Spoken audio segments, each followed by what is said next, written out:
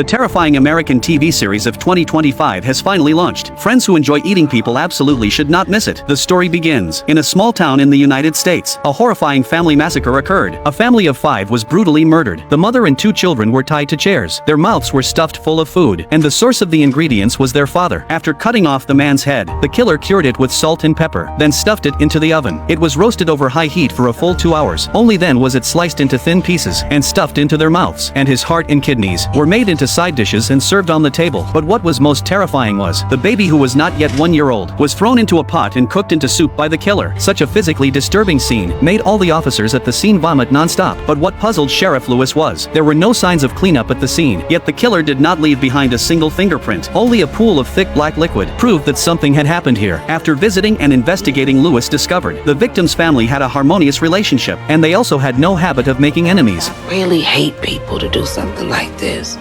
It's inhuman. No, it's unhuman. And more than that, you have to have done something like this before. This is not a first-timer.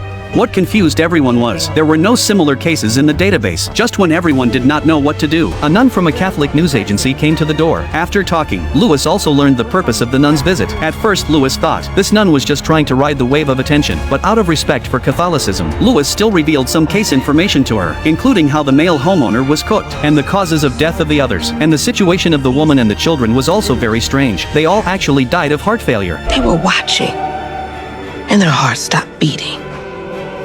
Died of some sort of acute shock. Then Lewis stated that the victim's neighbor had called the police at 3 in the morning. The reason was that the music playing in the victim's house was disturbing. Hearing this, the nun hurriedly asked what song it was, but when Lewis said Mozart, the nun immediately guessed the name of the music. The Requiem. It's the Requiem? The nun's reaction made suspicion rise in Lewis' mind, so she cautiously pulled out her handgun. Tell me more, sister. Why do you say it fits? Is there something else you're not sharing?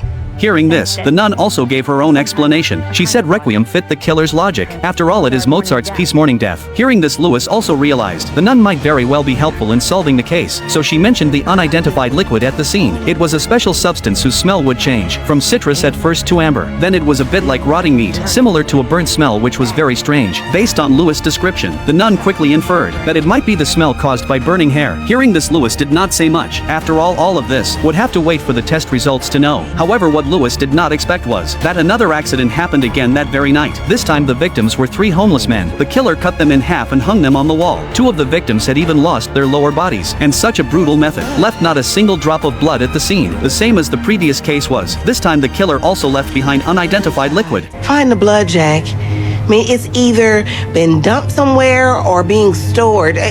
Call Holcomb County, get that team of cadaver dogs down here to sniff it out. Romans 6. Fuck are you?